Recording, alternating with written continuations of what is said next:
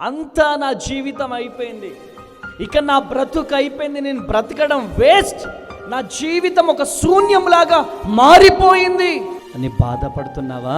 శూన్యంలో నుంచి సుందరమైనటువంటి సృష్టిని తయారు చేసిన దేవుడు నీ దేవుడు.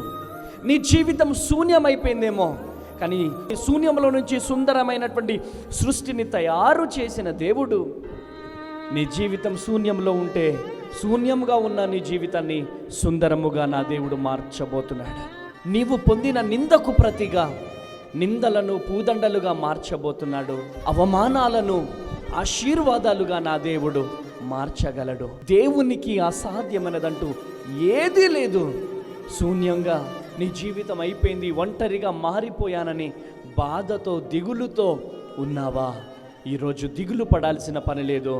నీ జీవితాన్ని నా దేవుడు సుందరముగా మార్చబోతున్నాడు.